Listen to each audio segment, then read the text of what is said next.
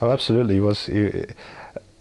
I think I never, obviously, never worked with a band. That has been going on as long as they have. It was quite nerve-wracking in a way in the beginning. It's just like, wow, what can I bring to the table? And you don't want to retread any ground they've already Exactly, yeah. done all that. But as I said, I really enjoyed it. Do you get involved in the songwriting? Because I know you're a musician. Not so much. I work really hard on arrangements and pretty much everything else, but I don't. I try not to get too involved with the songwriting. Yeah. Obviously, I'll give opinions here and there, but usually no, I'll leave it to the band. Yeah. So I mean, that's really a different type of producer, isn't Yeah. it? So in a way, you're looking for a band they've got the material already. They just need to lick it into absolutely. shape. Yeah. And there's Metro Riots as well, Mhm. whom you've just done, I think. Yeah. Now to me, if they've got the beards, they've got the credibility. I mean, they look like they look like their dad's heroes.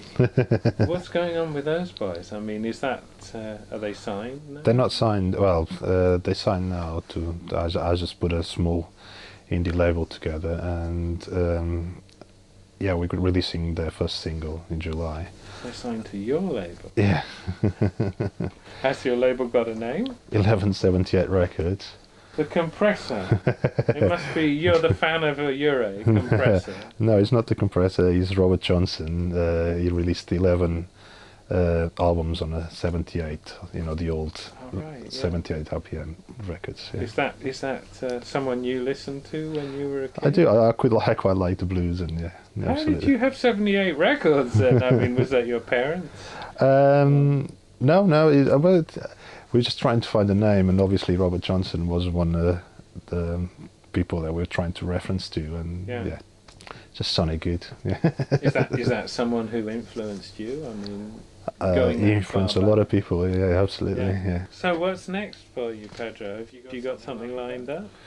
Well, at the moment, he's just really concentrating on the record company thing, get the Metro Riots out there. That's my thing at the moment. I just start working with Strongroom as well, management. We'll take one day at a time. Have you got some people scouting for you for the label, or is it?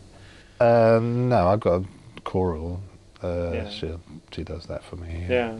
Do you find that some of the bands are sort of, they're almost like your A&R scouts, that they're... I think, the stuff that I do is, what in the end is going to impress people, and hopefully they'll come back to me. Yeah. So how do you normally get approached by a new artist? Do they come from somebody who already... Yeah, they come from all sources, It's just like some people just send me demos and try to get in contact with me.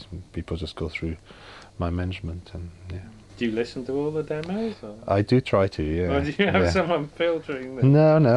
I'll go through it. Yeah. It's great. It just gives you a good perspective of what is being done out there. I like to go to gigs. I always find me in Camden going around watching little bands. It's and great. what do you think of the standard of demos that young musicians are turning out now? Oh, they're amazing, aren't they? It's just like, obviously they don't have the luxury of having big rooms and all the nice studios, but I think they're giving really good stuff. Yeah. I mean, it's hard to tell, but sometimes I meet very young guys who are kind of obsessed with this idea of recording their stuff. Do you think maybe that's taking away a little bit from the musicianship, that it's an added burden now to feel they have to...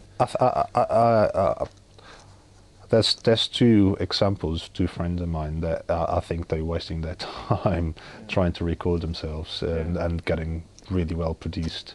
They're tremendous musicians, tremendous artists, but they spend far too much time sitting in front of their computers trying to produce their own stuff.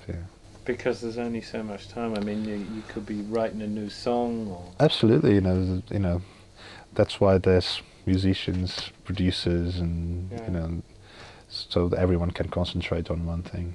Do you think maybe it's hard for some young guys to even know where to begin, because there used to be a very organised system? If you made your demo, you send it to the record company, there were lots of A&R people. Now it's almost a job in itself to target somebody like yourself, to think, well, who can I send this to? Well, you know, I think he's as others now as he was ever was. To be honest with you, it's difficult to approach. It's difficult to get yourself noticed. You know, but you know you have to work hard on that. You know. Do you use plugins at all? I do, yeah. Well, if you mix in the box, you have to use plugins. No, you know, digital, as you know, if you keep, you know, a good level, Yeah. you know, you use more beats, and Yeah. if you use more beats, you're less likely to hear the digital noise. That's what I do. Right. Yeah. And have you got a work surface, or do you do No, it nothing. Everything on the mouse. just doing it with a mouse? Yeah. Absolutely. Is that something you like to do on your own when you're mixing, or do? I mean, Yeah, I always like to start mixing on my own. Yeah, and invite the band over at around 6 o'clock. It's always a good time for them to come over. what are you using as monitors? I really like the NS10s for mixing, and Yeah. I got Pro X Right. that I quite like as well. Yes. Do you ever use the main monitors in the studio, or To impress the band. just to some things never change, do they? They just No, I never don't think change. so. Well, thank you very much. You're welcome. Yeah.